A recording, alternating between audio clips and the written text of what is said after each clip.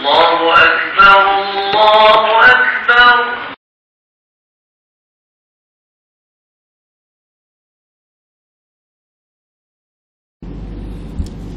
أعوذ بالله السميع العليم من الشيطان الرجيم. بسم الله الرحمن الرحيم. الحمد لله رب العالمين، والصلاة والسلام على أشرف الأنبياء والمرسلين وعلى آله وصحبه أجمعين. إن الحمد لله نحمده ونصلي على رسول الكريم. أعوذ بالله من الشيطان الرجيم. بسم الله الرحمن الرحيم.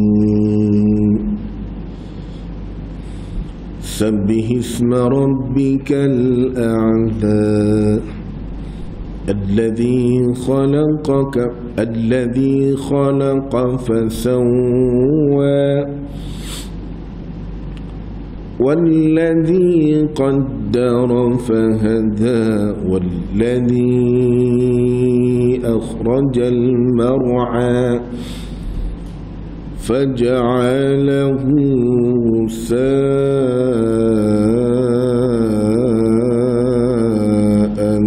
أهوى سنقرئك فلا تنسى إلا ما شاء الله إنه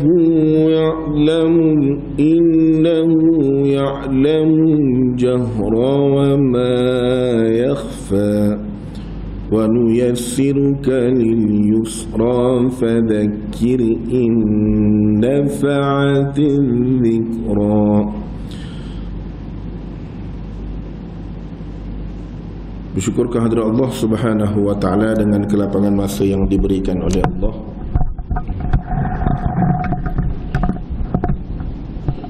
Kita dapat meneruskan lagi sesi tadabbur kita ini dan mentelaah kitab Rahiqum Mahtum Sirah Nabawi ini. Sebentar tadi yang membacakan suatu surah yang Allah Subhanahu wa taala meletakkan surah ini surah yang ke-87, yang mana surah ini diturunkan di Makkah. Terkandung ayatnya sebanyak 19 ayat, dan surah ini dinamakan Al-A'la atau dimaksudkan dengan yang paling tinggi, yang paling tinggi. Allah Subhanahu wa taala meletakkan dengan pujian yang pertama, Sabbihisma rabbikal a'la. Sucikanlah nama Tuhanmu yang maha tinggi.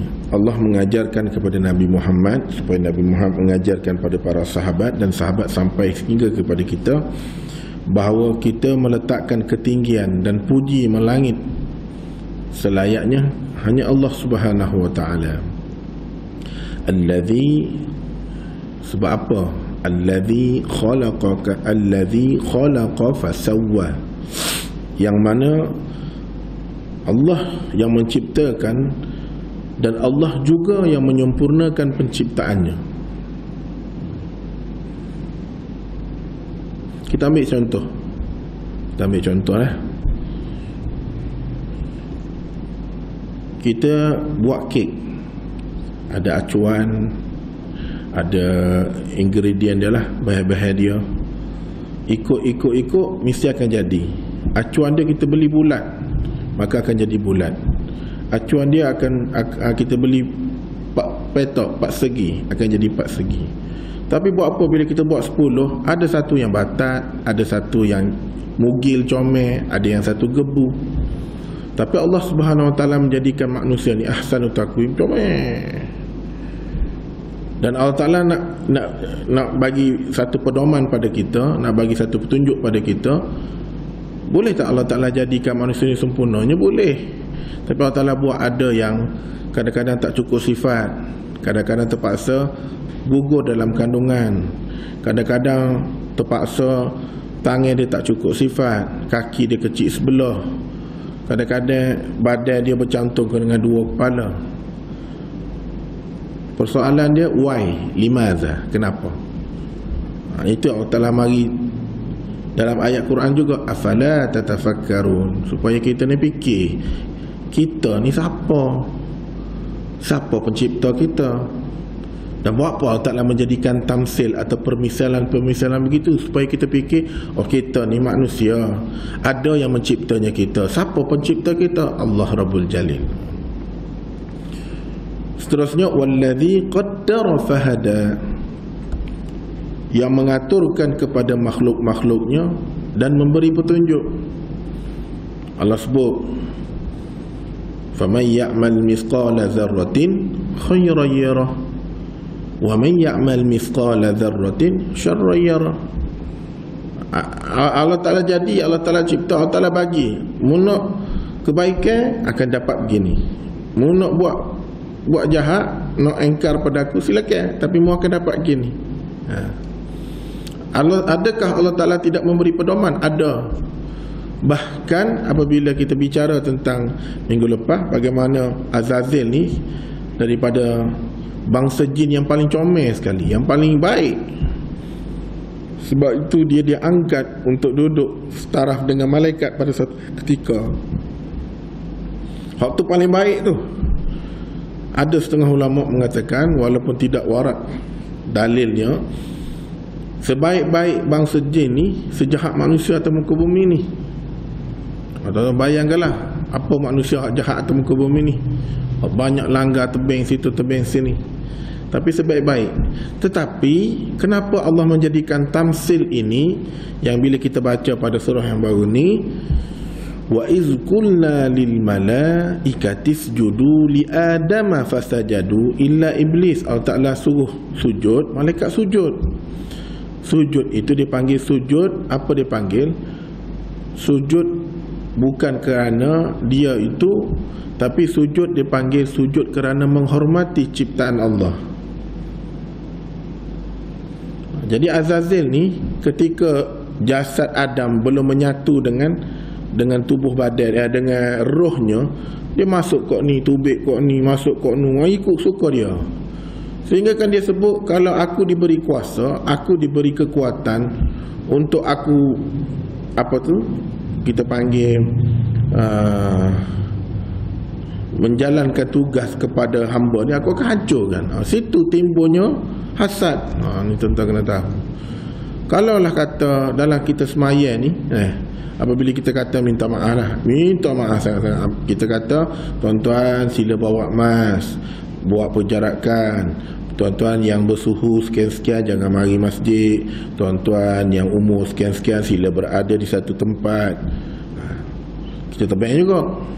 Tapi kita semaya, kita beriman, kita mari. Benda yang kecil simple tu, kalau nak kena juga. Itu kita kata. Jadi berlakulah satu tempat tu, bila pakai gelas, habis bila dapat satu masjid tu 2 minggu sita, contoh.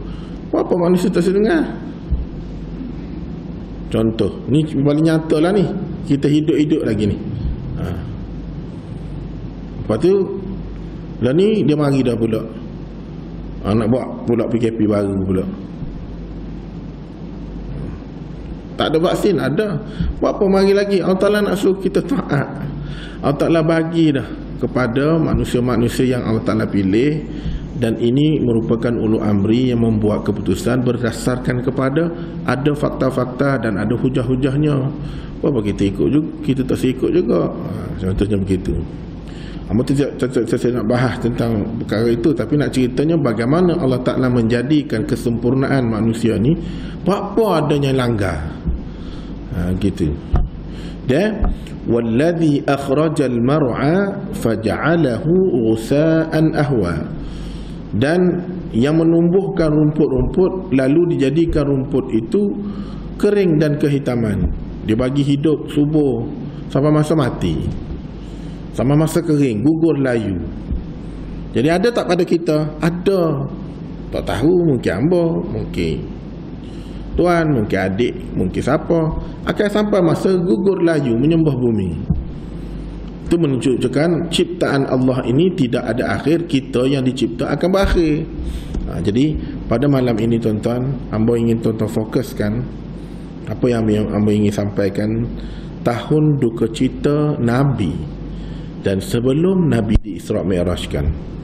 Boleh tak Allah Ta'ala bagi gembira je Nabi sampai habis je hayatnya? Boleh Allah Ta'ala buat. Kenapa benda tu? Tatafakkarun, supaya kita berfikir. Dan kenapa Nabi di Isra' Mi'rajkan? Ni kita akan masuk nanti bahas. Kita tinggalkan isu ketinggian Allah Subhanahu Wa Taala. Selayaknya kita puji. Sebab tu kita sebut Allahu Akbar, Allahu Akbar. Kita puji siapa? Pencipta kita. Siapa yang cipta kita? Allah. Okey. Apabila berlakunya bertalu-talu duka cita Nabi, pertama, apabila Nabi menerima, boleh terima tak boleh terima, selang dalam keadaan kemelut, Nabi berhadapan dengan dakwah.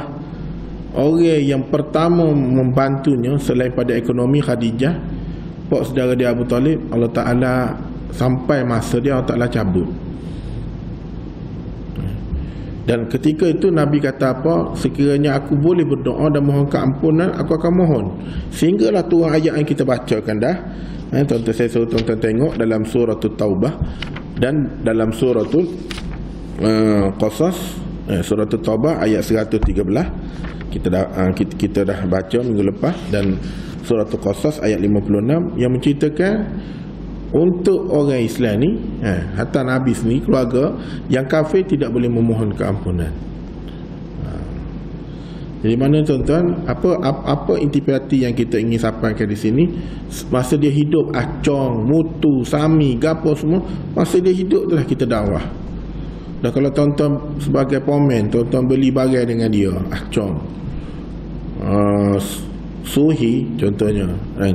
Ataupun Kim Seng, apa-apalah, Ben Hood, apa-apa nama lah, Honda ke apa nama, selama kita duk beli, pernah tak kita kata,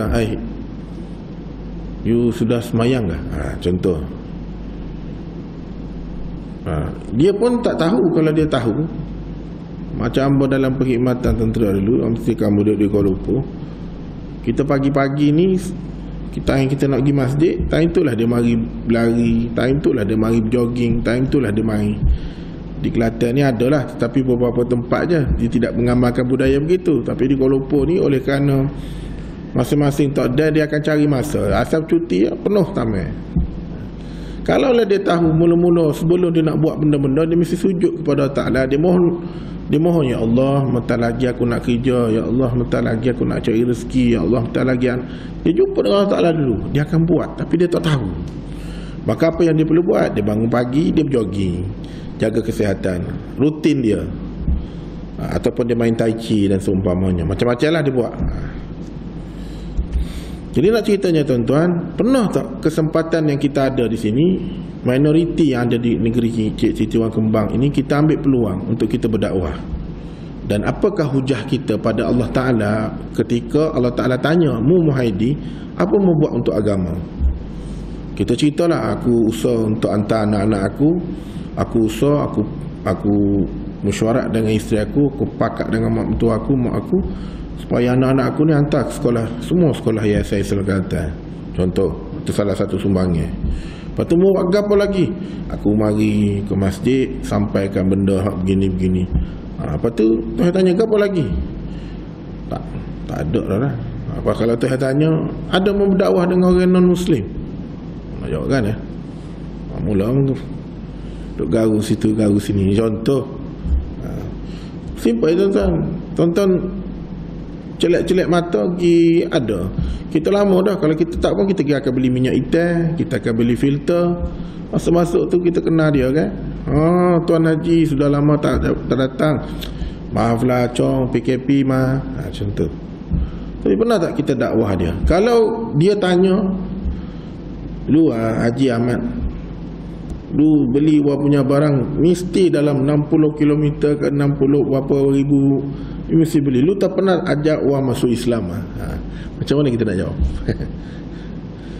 Jadi tuan-tuan, gunakan kesempatan yang ada ni, so at least sekurang-kurangnya tuan-tuan ada buat 1, 2, 3 dan seumpamanya. Jadi tuan-tuan ada hujah dengan Allah SWT. Selain pada tuan-tuan beribadat, bersedekah, ni kita nak masuk puasa, syukur, alhamdulillah, mudah-mudahan ni nak berlaku PKP ni agak-agak boleh solat tarawih lah. Jagalah SOP tuan-tuan.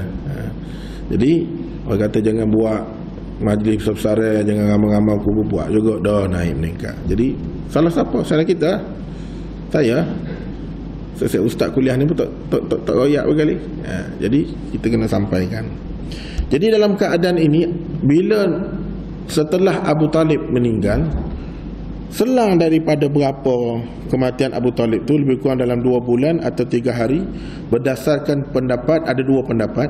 Pendapat yang paling rajih ketika itu, kata Abu Hurairah, Jibril datang kepada Nabi Muhammad sallallahu alaihi wasallam seraya berkata, "Ya Muhammad, ini Khadijah telah datang membawa bersamanya bekas dan lauk pauk dan minum."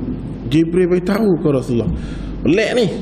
Tak pernah benda ni berlaku dalam sejarah hidup Nabi. Ni Jibril mari beritahu, ni dalam Mekah ni ada makanan yang Khadijah bawa ni.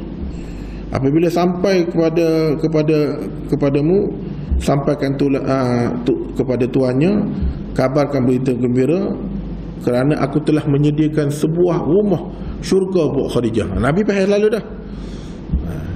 Pasal apa Jibril datang bertemu Nabi? Itu paling lembut dah tu. Kalau kita kalaulah kita orang yang beriman, kita yang rapat dengan Allah Ta'ala, Allah Ta'ala akan bagi hint. Sebab tu tuan-tuan, paling dekat dengan kita, kehidupan kita, siapa kita boleh jadikan idola? Mula Tok Guru lah.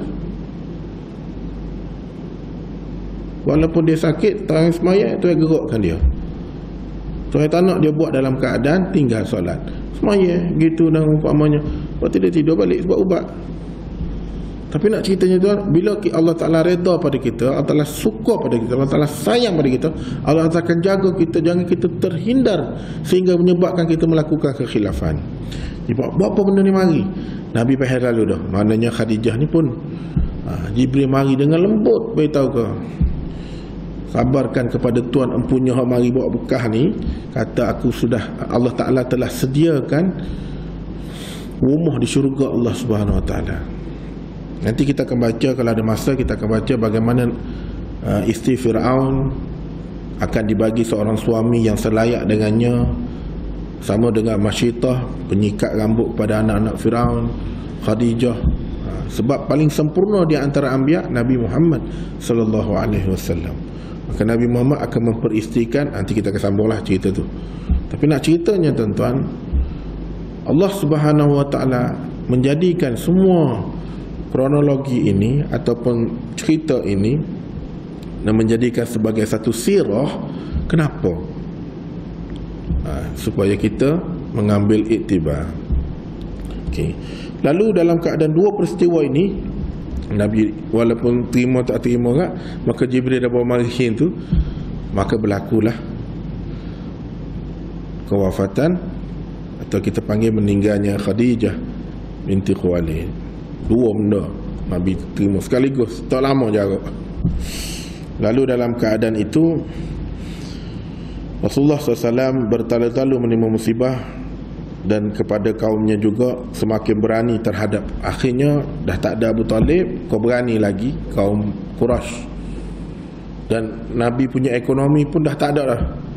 Khadijah ni, kalau tuan-tuan hamba kebetulan dah bersempatan dengan tuan-tuan, doa lah tuan-tuan, insyaAllah kalau ada rezeki, ada panggilan, mungkin hamba akan berangkat pergi bertugas tu pada 26 bulan. Kalau ada rezeki lah 26 bulan Jun, mungkin hamba akan berangkat untuk bertugas lah, kalau ada rezeki. Jadi insyaAllah tuan-tuan doakan moga hamba selamat untuk menjadi pembimbing pada haji, menyantuni jemaah. Kalau ada lah, kalau tak ada tak apa, kita boleh tahu. Kalau ada insyaAllah mungkin 26 hamba akan berangkat.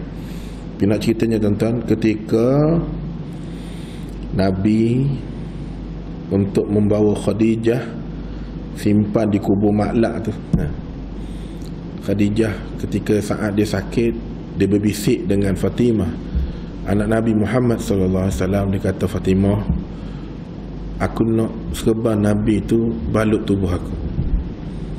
Dia boleh tak minta dengan Rasulullah? Boleh, tapi dia malu dengan Rasulullah. Itu isteri Nabi tu, seorang hartawan, dermawan, kaya, tapi dia menggunakan perantaraan. Rasulullah dengar, Rasulullah menangis. Dia kata, kenapa tak bolehnya muka mukmu ni segala-galanya? Mukmu ni membantu ayah untuk berdakwah. Mukmu ni lah sebagai kita panggil infak. Mukmu ni lah sebagai sumbangan. Mukmu ni lah dana segala-gala dalam dakwah. Maka Rasulullah SAW ketika membalut, Khadijah bisik kepada Rasulullah SAW. Rasulullah bukan menangis sebab Khadijah. Rasulullah menangis kerana ketika dia hidup, dia damai Rasulullah, dia dalam keadaan hartawan. Ketika dia nak meninggalkan bumi yang fana ni, dia tak ada satu benda pun yang boleh ditinggalkan. Sehingga kan Khadijah bisik pada Nabi Muhammad SAW. Dia kata, wahai kekasihku, wahai Rasulullah SAW, sekiranya mu lepas ni aku tak ada ni, mu tak ada lah kewangan, sumber ekonomi mu tak ada untuk bantu dakwah. Kalau dah sampai setara tu pun tak ada, mu ambil lah tulang aku, besok tulang aku dengan jasad aku hancur lebur, mu ambil lah. Mu ambil lah tulang aku ni, mu jual lah, timbal lah setakat mana boleh, mu ambil lah sampai setara tu Khadijah. Sebab tu Rasulullah SAW semasa ketika hidup hayat Khadijah binti Khuwailid ni, Rasulullah tak pernah berkahwin lagi. Sebab tu Aisyah sangat cemburu pada Khadijah. Walaupun Khadijah telah meninggal, tapi kerana Khadijah ini adalah sumber inspirasi yang memberi banyak kepada Rasulullah SAW. Tuan-tuan bayangkan tuan-tuan, hamba kalau bertugas di Madinah, tuan-tuan jumpa dengan hamba bagian ziarah, hamba akan tunggu tuan-tuan apabila tuan-tuan masuk daripada pintu 1 sampai ke makam Rasulullah SAW, atau tuan-tuan masuk daripada pintu ketiga, tuan-tuan akan pergi ke kita panggil apa, Raudah. Hamba akan tunggu tuan-tuan di Babu Jibril keluar. Hamba akan tunggu tuan-tuan di situ. Hamba akan cari satu ruang sebelum kita masuk ke Baqi'. Hamba akan bawa tuan-tuan. Hamba akan cerita dengan tuan-tuan betapa besarnya dan betapa pengorbanan Nabi dan orang insan-insan yang hidup dengan Nabi sehingga kita dapat Islam. Waktu tuan-tuan kena pertahankan. Ni belum mari lagi Dajjal yang sebenar tuan-tuan. Belum mari lagi Dukhan. Nanti ada masa esok kita cerita buat Dukhan. Kita akan mari cerita Dabbah. Kita akan mari cerita apa Harut wa Marut. Lepas kita akan cerita tentang apa tu Dajjal. Kalau ada masa lah, tuan-tuan doakan hamba selamat, sihat. Kita akan bercerita supaya tuan-tuan lebih yakin, hamba lebih yakin.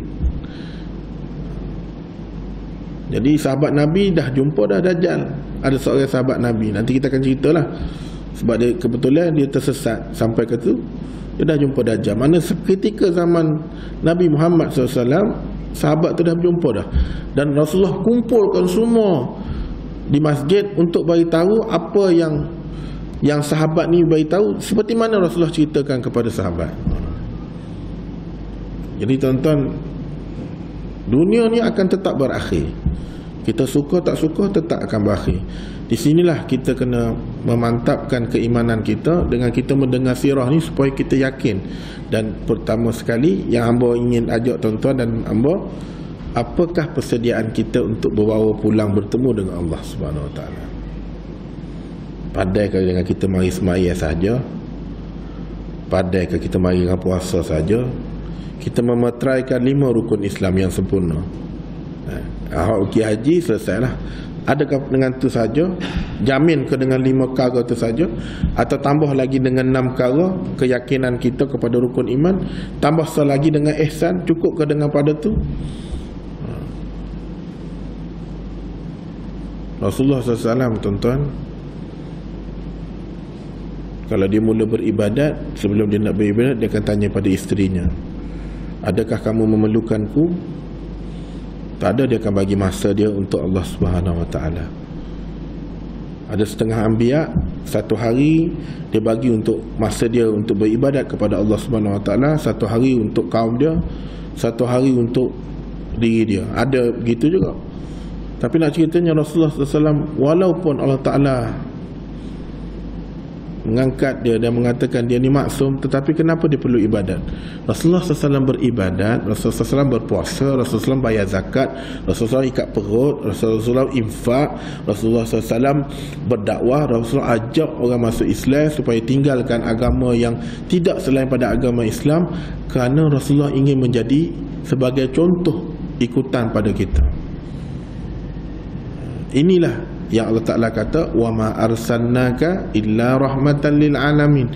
Sehingga kan ketika nanti bila kita sampai pada Isra Mi'raj ni, bagaimana Rasulullah SAW berjumpa dengan Adam, Rasulullah berjumpa dengan beberapa, menunjukkan mereka menunggu datang kedatangan Rasulullah SAW.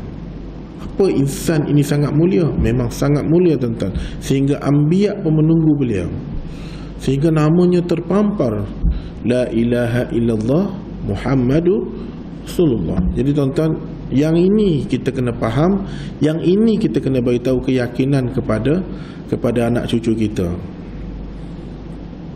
Yang ini kita kena sampaikan pada cucu-cucu kita. Yang ini kita kena sampaikan pada anak-anak kita, supaya bila mari Dajjal betul-betul, tak tahu berapa lama dia akan duduk, dia mampu membezakan yang ini Dajjal.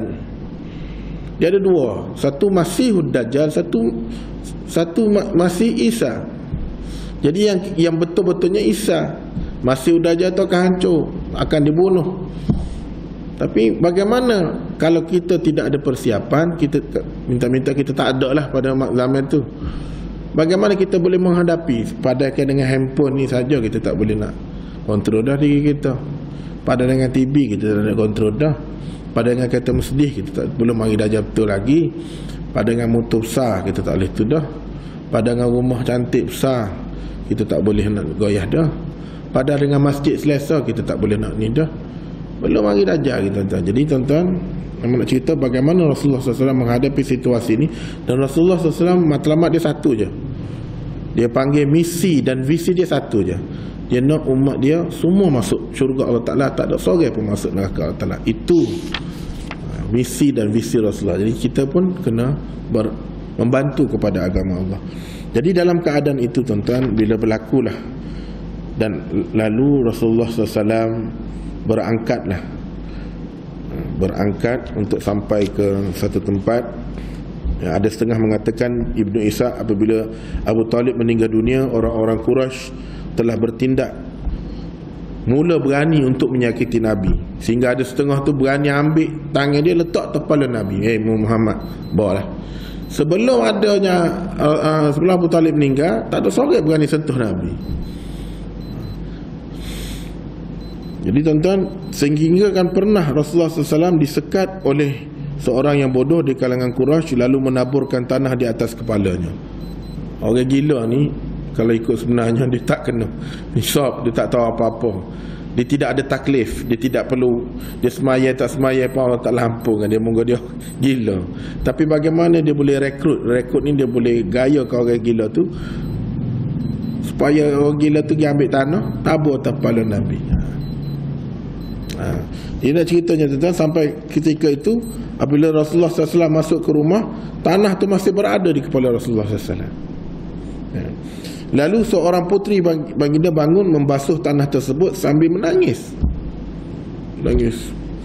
Limadha hakaza ya abi, hakaza, kenapa berlaku begini, dan seumpamanya. Sungguhnya di celah-celah itu orang Quraisy tidak pernah lagi bertindak sesuatu membenci melainkan Abu Talib setelah mati. Jadi berlakunya kematian, akhirnya berlakulah keadaan sedemikian. Dan akhirnya pada bulan Syawal tahun 10 kenabian, Nabi Muhammad SAW dengan Saudah bin Zam'ah, di antara dua wanita terawal yang masuk Islam, pergi ke Habsyah pada penghijrahan kedua. Suaminya sebelum itu adalah Sakran bin Amru, turut memeluk Islam dan berhijrah ke Habsyah. Suaminya meninggal dunia di Habsyah selepas pulang ke Mekah. Setelah selesai iddah, maka Rasulullah SAW melamar dan mengahwini. Ini pertama perkahwinan Rasulullah setelah berlakunya kematian kepada Khadijah. Sebelum itu tak berlakulah. Jadi dia adalah wanita pertama yang dikahwini oleh Rasulullah SAW selepas berlakunya kematian Sayyidatina Khadijah. Dan selang beberapa tahun dia telah memberikan gilirannya kepada Aisyah. Jadi nak cerita pada tuan-tuan, ada beberapa faktor yang dilalui oleh Rasulullah SAW. Pertama, tingkatan keimanan Rasulullah SAW diduga. Tingkatan keimanan Rasulullah kepada Allah sangat diduga, sehingga Allah Subhanahu wa taala menceritakan dalam surah Ar-Ra'd ini bagaimana fa'amman zabadu fayadhhabu jufa wa amma man yanfakhu an-nas fayanfaku fil ardi kadzalika yadribu Allahu al-amthal. Allah Ta'ala ceritakan dalam surah Ar-Ra'd ayat 17 ini bagaimana ada pun buih maka ia akan hilang dan lenyaplah dan akan terhanyutlah, kata Allah Subhanahu Wa Taala. Maka manakala benda-benda yang berfaedah kepada manusia ia akan tetap tinggal di bumi. Demikianlah Allah Ta'ala mendatangkan tamsil ataupun perbandingan supaya memberi kekuatan pada Rasulullah SAW. Maknanya musaya setara mana, musuka setara mana, nama aku ni pencipta kepada apa yang aku cipta, aku akan ambil balik sampai masa. Jadi Allah Ta'ala nak bagi ini satu. Yang kedua, kepimpinan yang diterima sebelum ni di sepenuh jiwa raga akhirnya terobek kepimpinannya tu, sehingga kan dalam suratul An'am fa innahum la yukadzibu naka walakin az-zalimina bi ayatillahi yajhadun. Dalam suratul An'am ini bagaimana sebenarnya mereka bukanlah mendustakan Muhammad, tetapi orang-orang yang zalim yang mengingkari, yang tak boleh terima tentang keesaan ayat-ayat Allah SWT disebabkan kedegilan mereka semata-mata. Abu Jahal dia tahu tak? Dia tahu tentang kenabian, tapi sebab dia degil. Kenapa dia degil? Hati dia Allah Ta'ala tak buka.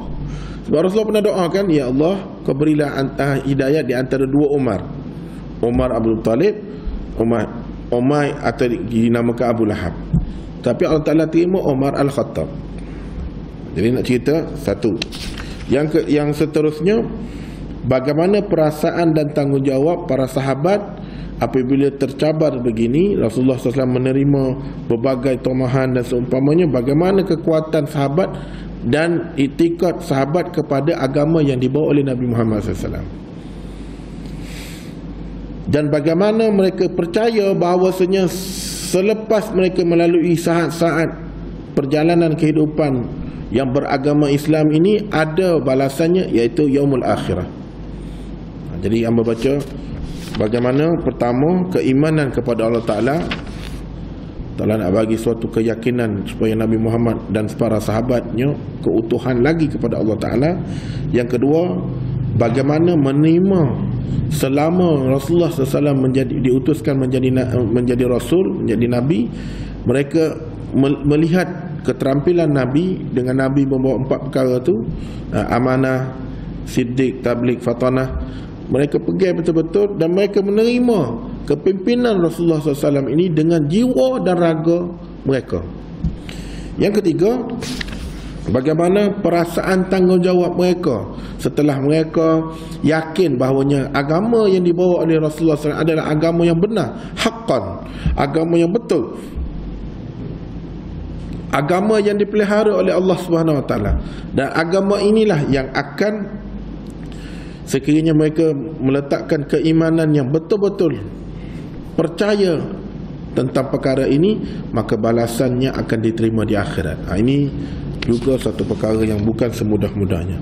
Dan mereka berpegang kepada sumber-sumber yang kita panggil riwayah, sumber-sumber yang betul-betul datang direct daripada pencipta, iaitu Al-Quran, dan diadaptasikan dengan melalui perbuatan, iaitu hadis. Contoh dalam Al-Quran kata aqimus solah. Macam mana mendirikan solat? Maka Nabi kata sallu kama ra'aitumuni usalli. Kamu laksanakan solat, dirikan solat seperti mana aku bersolat. Jadi perbuatan Nabi merupakan hadis. Dalam Al-Quran dia tak cerita macam mana nak buat, kita nak buat. Tapi jadi maknanya Al-Quran dengan hadis tidak boleh dipisah.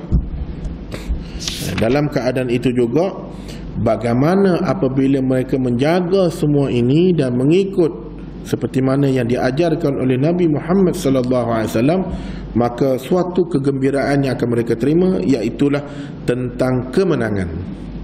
Apa menang? Allah Ta'ala beli mereka dengan syurga Allah Subhanahu Wa Ta'ala. Jadi tuan-tuan, mereka telah mendapat berita itu kita menunggu, maka kita juga akan mengikut seperti mana. Sebab itu tuan-tuan, keimanan ni bukan ni.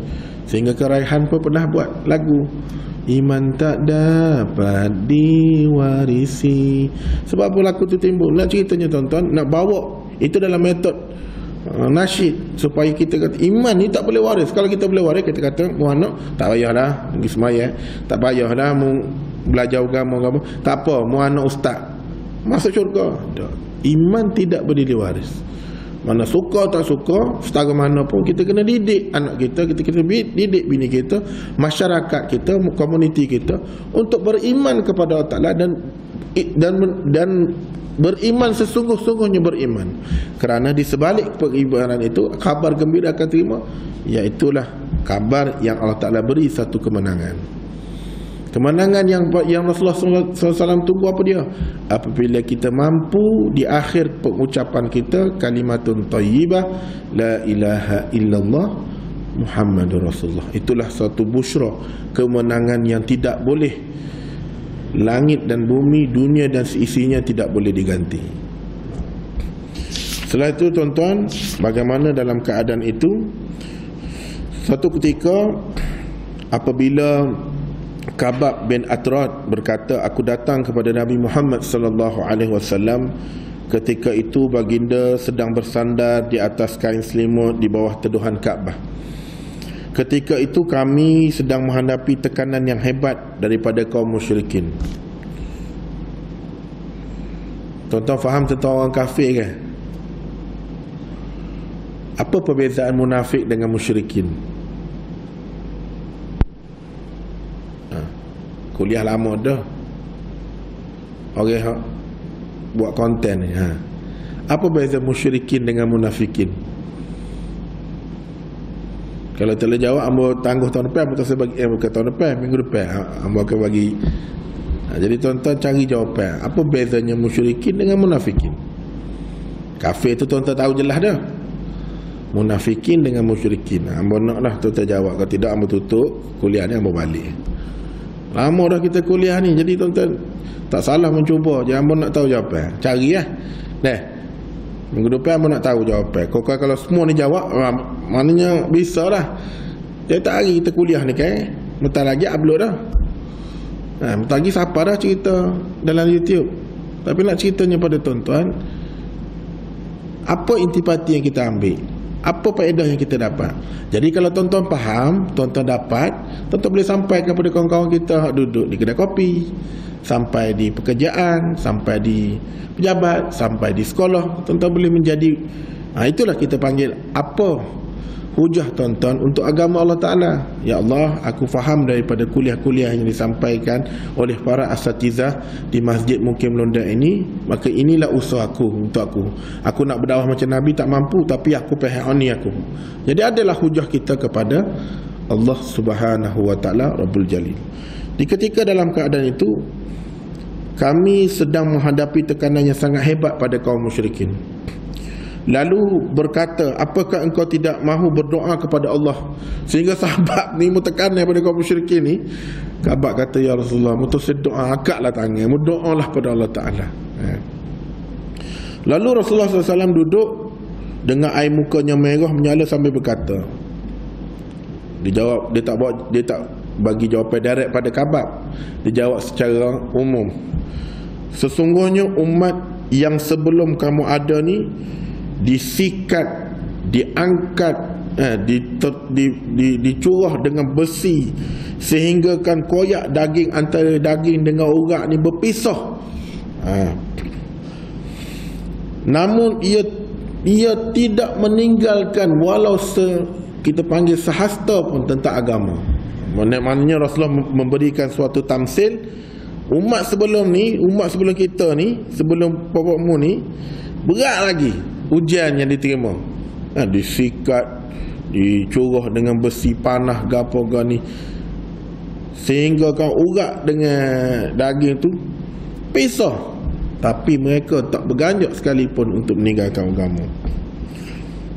Sehingga kan tulang mereka pun akhirnya, tetapi mereka tidak meninggalkan agama yang mereka beriman. Rasulullah memberi suatu, bukan kata amaran, tetapi Rasulullah memberi satu keyakinan yang penuh supaya sahabat faham tentang peganglah agama Islam ini. Sesungguhnya Allah akan menyempurnakan urusan ini seperti mana kita melihat kenderaan dari Sana'a, iaitu di Yaman. Kenderaan itu ke Hadramaut tanpa merasa takut kecuali Allah Subhanahu Wa Taala. Jikalau kita sampai ke satu tempat pun, macam mana untuk kita sampai ke tempat, sampai tak sampai pun, kita kena yakin bahawasanya agama Allah Ta'ala ini kita kena pegang sampai mati. Dan tanpa merasa takut, dalam keadaan satu riwayat, mereka bertanya lagi, berita gembira ini bukan rahsia lagi, maha tersebar diketahui umum, yang mana ia turut diketahui oleh orang kafir, seperti mana pertanyaan kabab ini tersebar sampai ke orang kafir tahu. Mana orang kafir jaya lah. Maksudnya dari segi psikologinya, orang-orang Islam ni sudah mula goyah, mula takut, sehingga tanya soalan kepada Rasulullah. Kata, ya Rasulullah,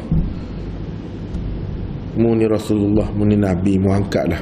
Jadi Rasulullah bagikan tamsil itu tadi supaya memberitahu tentang bagaimana. Dan Rasulullah kata apa lagi? Rasulullah kata, kalau kita nak kejayaan dan imbalannya terhadap ganjaran itu, kita mesti melalui kepayahan. Maka kepayahan popokmu ni yang dekat pegang agama Islam ini, Allah Ta'ala beli kamu semua dengan jannah. Allah Ta'ala beli kamu dengan syurga. Maka sahabat barulah rasa konkret, rasa padu, rasa padat dengan jaminan yang disampaikan oleh Rasulullah sallallahu alaihi wasallam. Jadi tuan-tuan, nak ceritanya bagaimana sebelum kita berakhir pada bulan Syawal 10 kenabian, di hujung bulan Mei permulaan pada 619 Masihi, Nabi keluar ke Taif dengan jarak daripada Taif ke Mekah 60 batu. Baginda pergi balik berjalan kaki bersama dengan khadamnya, iaitu Ziyad bin Harithah. Nabi try pergi tengok antara Mekah dengan jadi Taif ni tuan-tuan, sebenarnya kalau tuan-tuan pergi umrah haji ataupun tuan-tuan pergi umrah, di Taif ni ada banyak jenis buah. Seluruh dunia punya buah ni ada di Taif, dan Taif ni negeri sejuk. Dan setiap kali baginda temui di suatu kabilah di jalan perjalanan Nabi pergi 60 batu tu, Nabi akan mengajak kepada mereka supaya masuk Islam. Nabi bawa seorang hamba, khadamnya, lalu tak ada satu kabilah pun terima dakwah Nabi. Dan apabila Nabi sampai ke Taif, Nabi terus pergi bertemu dengan 3 orang saudara dari kalangan pembesar Bani Saqif, iaitu Abu Jalil,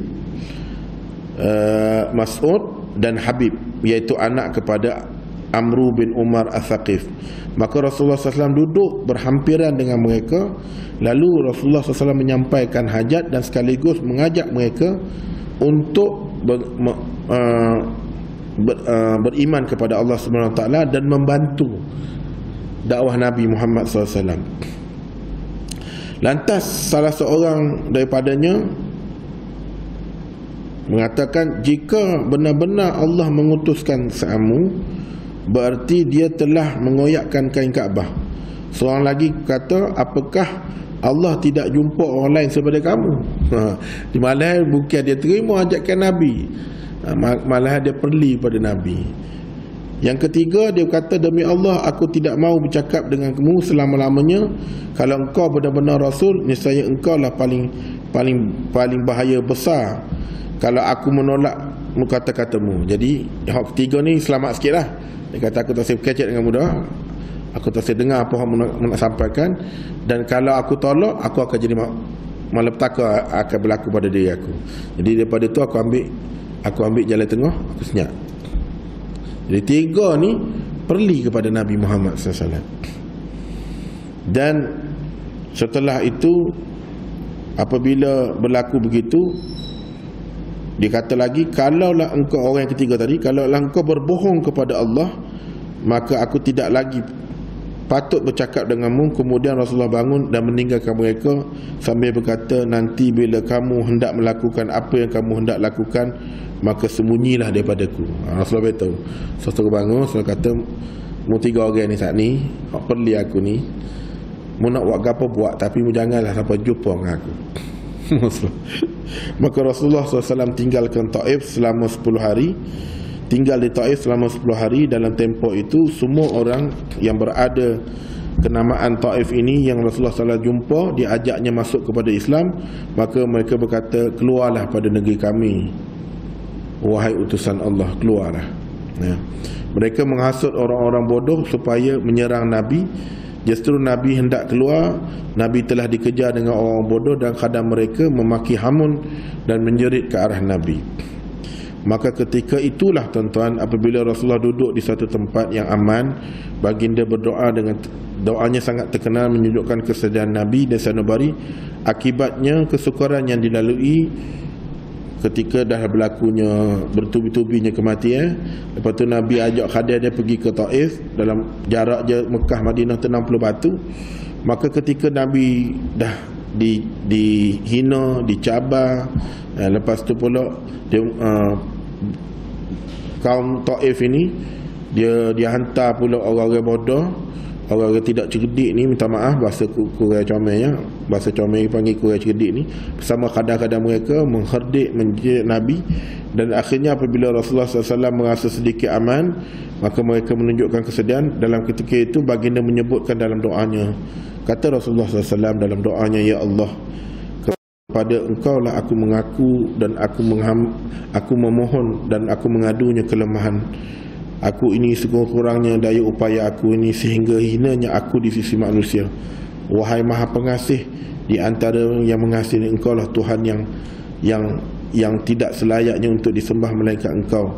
Engkau adalah Tuhan, kepada siapa lagi yang untuk aku serahkan jiwa dan ragaku ini dan pengaduanku ini kepadamu, wahai Allah.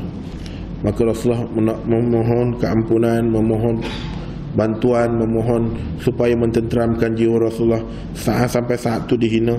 Maka apabila berlakulah dalam keadaan itu, maka dalam keadaan Rasulullah SAW, menurut daripada Al-Bukhari meriwayatkan secara terperinci kisah tersebut yang dinukilkan oleh Arwah bin Zubair, berkata Aisyah menceritakan kepadanya, Aisyah, pernahkah kamu melalui satu hari yang lebih dahsyat daripada peperangan Uhud? Aisyah pernah tanya pada Rasulullah.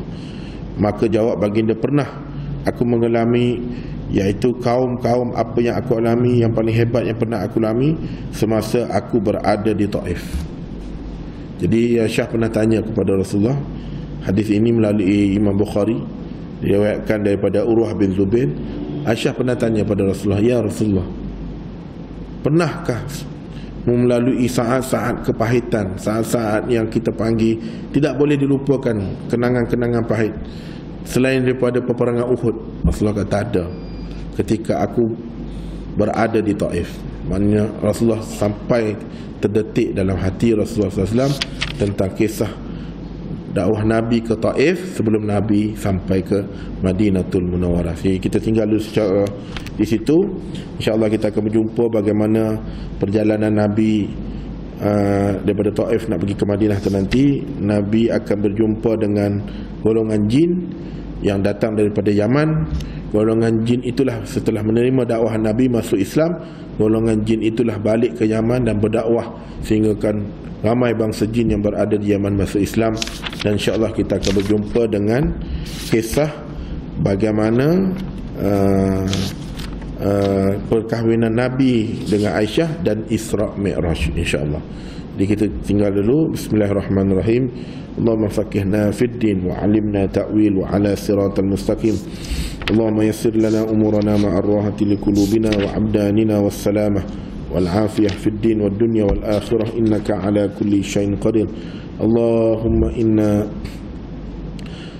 na'udzu bika minar rihil ahmar wa damil aswad wa da'il akbar. Allahumma inna na'udzu bika minar rihil ahmar wa damil aswad wa da'il. Allahumma inna na'udzu bika minar rihil ahmar damil aswad. Allahumma barik lana fi Sya'ban وبلغنا رمضان اللهم بارك لنا في شعبان وبلغنا رمضان بارك لنا في شعبان وبلغنا رمضان بسم الله الشافي بسم الله الكافي بسم الله الموافي بسم الله توكلنا على الله ولا حول ولا قوة إلا بالله العلي العظيم بسم الله الذي لا يضر مع اسمه شيء في الأرض ولا في السماء وهو السميع العليم والحمد لله رب العالمين تقبل الله منكم